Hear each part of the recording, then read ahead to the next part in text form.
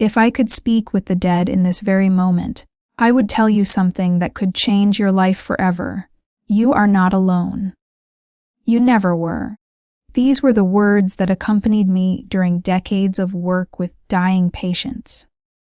And today, I want to share with you a truth I learned after thousands of hours at the bedside. Angels are not a myth. They are as real as the air you breathe.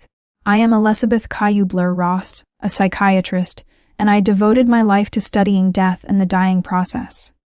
At this sacred threshold, I discovered a profound connection to beings of light who accompany us in every moment of our existence. What I am about to reveal is not a product of imagination or religious fantasy, but the result of clinical observation, patient reports, and experiences that have completely transformed my understanding of reality. During my career, I interviewed more than 20 Zallos and terminally ill patients. Each one taught me something sacred about death, but also about life. And what impressed me most was the discovery that in the final moments, when the veil between this world and the next becomes transparent, my patients could see these beings of light clearly. They called them guardian angels, spiritual guides, deceased relatives who came to take them home. Regardless of the name, they all described the same experience, a loving, protective, and absolutely real presence that had accompanied them throughout their lives, even though they could only perceive it clearly at that final moment. But why wait until the moment of death to recognize these presences? That was the question I asked myself after years of research. If these beings of light are constantly with us, as my patients repeatedly emphasized, then there must be ways to recognize their presence here and now in our everyday lives. And indeed, there are. Angels constantly send us signs, subtle, yet unmistakable messages, that we are not alone on this earthly journey. The first sign we must recognize is wings. Since ancient times, all cultures have depicted celestial beings with wings. This is no coincidence and not simply artistic imagination. Wings are the universal symbol of the liberated spirit, the soul transcending matter. In my work with dying patients, many described seeing wings shortly before their transition. Dr. Kübler-Ross, they said, I see white feathers floating in my room. At first, as a scientist, I sought rational explanations.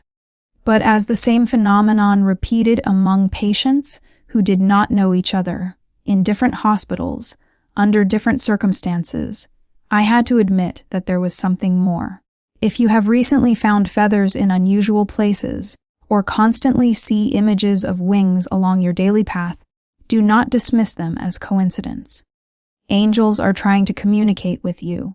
Each feather color has a special meaning. White represents purity and divine protection. Black should not frighten you. It symbolizes protection from negative energies, the warrior angels fighting for your well-being. Gold signifies abundance and material blessings that are coming. Blue brings messages of peace and healing. Green is associated with physical healing and spiritual growth.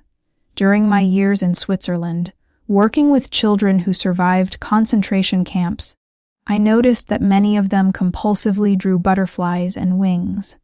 At first, I thought it was a simple symbol of freedom, a wish to escape the horror they had endured.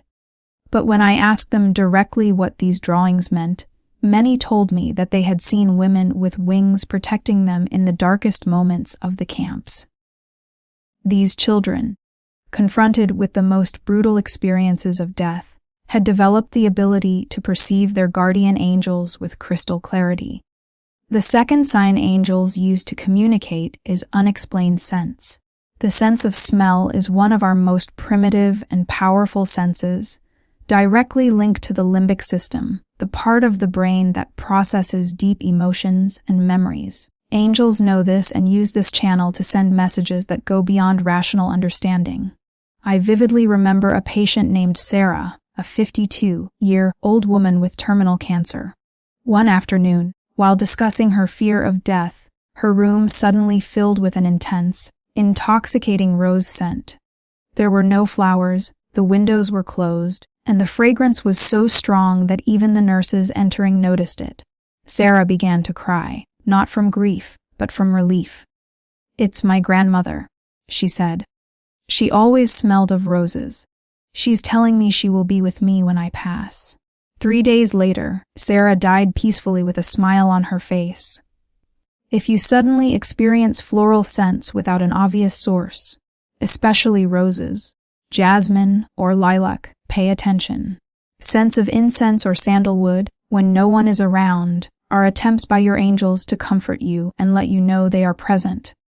I myself, after my husband's death, repeatedly experienced the scent of his favorite cologne in moments of deep sadness.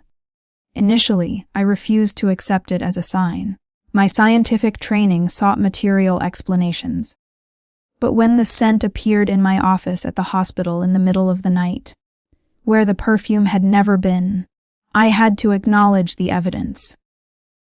It was his way of telling me he remained near, that love transcends physical death. The third sign is the ability of babies and pets to see angels.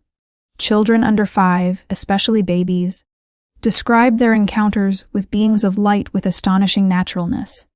They are not afraid. To them, seeing angels is as normal as seeing their parents. Why can children see what we cannot? Because they have not yet been conditioned by society to deny spiritual reality. Their connection to the spiritual world remains intact, pure, unfiltered by adult skepticism. Observe your baby if it gazes at a corner of the room and smiles for no reason. Notice if your child speaks to someone you cannot see. Do not correct or dismiss it. Ask what they see. Listen. Many parents who followed this advice discovered that their children accurately described deceased relatives they never knew or conveyed messages of guidance and protection. Pets also have this ability. Dogs are particularly sensitive to spiritual presences. If your dog suddenly barks at an empty space, refuses to enter certain rooms, or spends hours staring at a spot, it is perceiving angelic presence. Cats, with their characteristic independence, are also natural seers. Notice when your cat tracks movement you cannot see or purrs contentedly beside an apparently empty space. The fourth sign is music.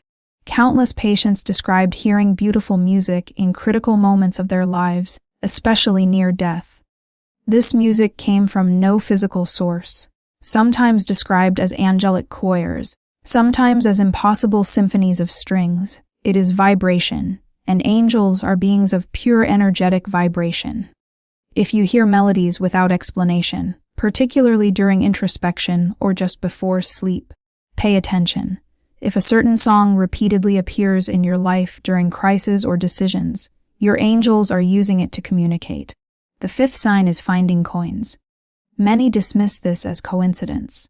But if you pay attention to the frequency and context, a pattern emerges. Coins are used as a symbol that your prayers regarding material needs have been heard. Even small coins carry spiritual significance. The sixth sign is repeated numbers. The universe speaks in the language of mathematics. The angels use numbers to convey specific messages.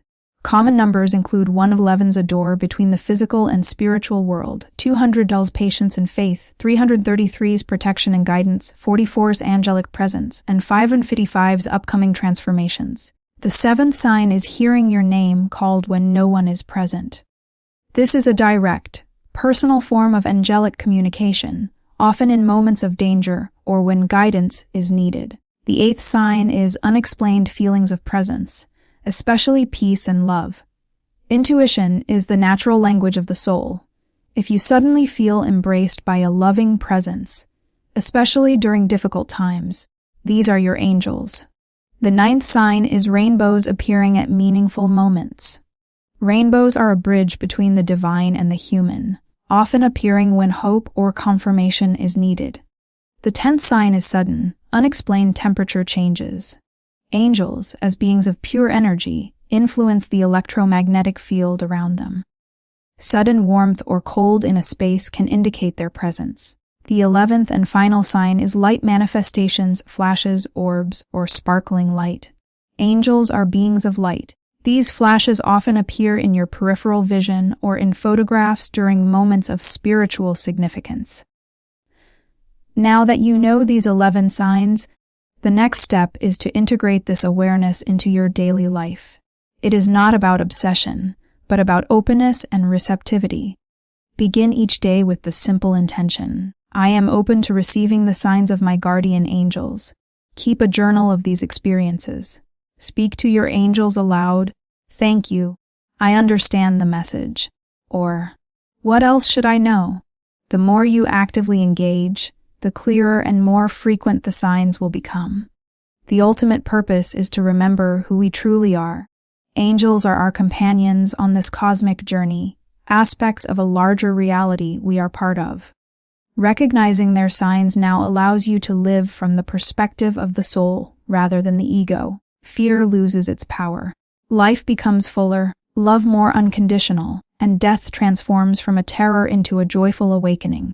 Every feather, every scent, every repeated number, every felt presence is an invitation to remember your true self. You are infinitely loved, never alone, and always guided.